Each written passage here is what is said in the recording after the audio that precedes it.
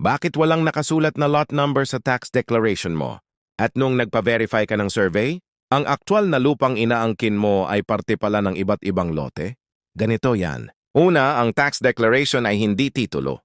Hindi nito garantisado ang eksaktong location or boundaries ng lupa. Pwede ka ngang magkaroon ng tax deck pero hindi pala tugma sa tunay na lote sa lupa. Kaya kapag walang lot number, malaking red flag na hindi pa na-identify. Nang tama ang mismong parcel sa survey records ng DENR o sa Bureau of Lands. Pero ano ang pinakamalalang senaryo? Pagdating sa actual site survey, yung inaakala mong lupa mo, hindi pala iisang lote kundi pira-piraso at sakop ng iba't ibang titled lots ng ibang tao. Kaya ang tanong, ano na ang gagawin mo? 1. Magpa-prepare ng Reliable Relocation Survey. Dito papasok ang GC Land Surveying. Kailangan i-plot ng tama sa mapa kung nasaan talaga ang lote na tumutugma sa tax deck mo. And ang magsasabi kung may totoong lupang nakapangalan sa iyo o mali talaga ang deklarasyon mula't simula. 2. Humingi ng certified maps at technical descriptions.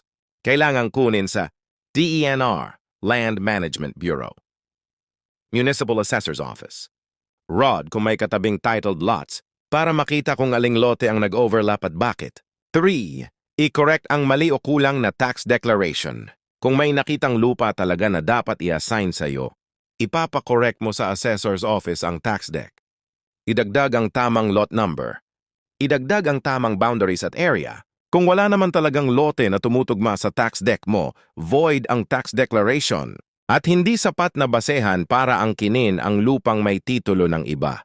4. Kung naapektuhan ng titled lands, kailangan mong umiwas o makipag-areglo. Kung ang lupang akala mo ay sayo ay bahagi pala ng titled land ng ibang pamilya, hindi mo pwedeng ipilit. Ang titulo ang mas mataas kaysa sa tax declaration. Pwede ka nang i-eject kapag nagmatigas ka. 5. Kung may pagkakamali sa government mapping, pwedeng ipa-review.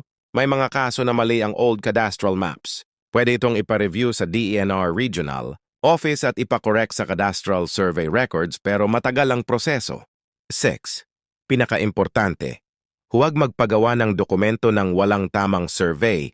Marami ang gumagawa ng deed of sale, waiver, or partition kahit hindi pa na-verify ang lote at sila ang nauuwi sa problema.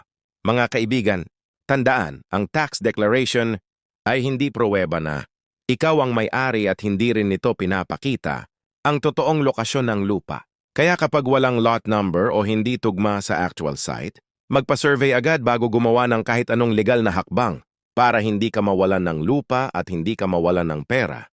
Kasama ninyo ako, Attorney Engineer, at ang GC Land Surveying para sa